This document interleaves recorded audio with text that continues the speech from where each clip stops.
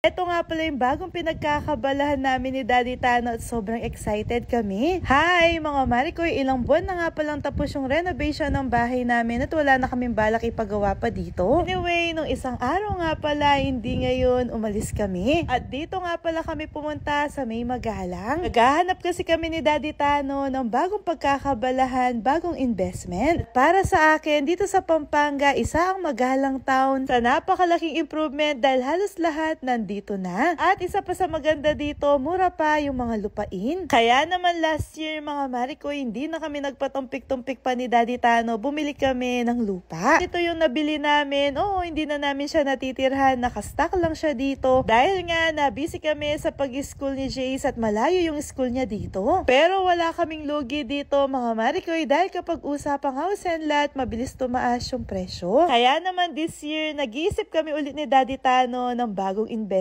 At nabalitaan nga namin dito sa Abana Residences mag-open house ulit sila. Pinost na namin to dati mga Marikoy, yung unang unit nila na malaki talaga. At dati pa naghahanap na talaga kami ng bahay na ipaparenta namin. At yung hinahanap namin ganitong ganito. Yung sakto lang yung sukat, hindi siya ganun kalaki dahil yung hinahanap namin ngayon ay pagkakakitaan, investment, tapos pwede na namin iparenta para dagdag income sa amin. Kaya nung nabalitaan namin mga Marikoy, sumugod na kami kagad dito. Ito nga pala yung model unit nila na tinatawag nila na Amara. Pagpasok ko mga Marikoy, bumungad kagad sa akin yung sala. Tapos dito sa may kitchen, may nakita ako na kinagulat ko. Solar yung buong unit mga Marikoy at kapag kumuha daw kami, kasama na yan. Grabing laking tipid sa kuryente mga Marikoy. Anyway, dito nga pala sa kitchen, merong door dito papunta sa dirty kitchen. Tapos umakyat ako at bumungad nga sa akin dito yung CR. Naakyat ko naman sa second floor mga Marikoy, nakita ko kagad yung dalawang kwarto. Bukod sa dalawang kwarto, meron ding CR dito. At perfect na perfect ito sa pamilya na meron ng anak. Dito nga pala sa lugar na to, matatanaw ang bundok Arayat. Tapos napansin ko din na may space pa sa gilid. At habang nandito kami sa taas ni Daddy Tano, sabi ko sa kanya, i-feel na namin kung para sa amin ba to. Pero syempre, napakalaking desisyon nito, kaya kailangan pag-isipan namin ng maayos. Kaya naman, bawat sulok, tinignan namin at wala kaming pinalagpas. Nagustuhan ko nga din pala yung space dito, papuntang dirty kitchen. Napakaluwang din ng dirty kitchen, tiyak ako na magugustuhan nito na magrenta sa amin kung kukunin namin to. Pero syempre, mangingi muna kami ng sign pero parang napakabilis binigay yung sign. Dahil sa sobrang comfy dito sa bahay na to mga Marikoy, nakatulog si Jace. At kahit anong gawin namin pilit sa kanya, ayaw niyang umalis dito. Kaya inayaan na muna namin siya dyan at pumunta kami sa isa pang model unit nila na Ava. Mas maliit ito sa Amara mga Marikoy at wala siyang second floor. Pero tapos na yung bahay at ready ng tirhan. At kahit maliit ito, meron itong dalawang kwarto. Perfect nga pala ito para sa mag-asawa na nagsisimula palang magkapamilya. At pagkakita ko dito, mas lalo ako naguluhan kung ano yung kukunin namin ni Daddy Tano. Space din sa labas at napakaluwang din. Tapos, for as low as 8,620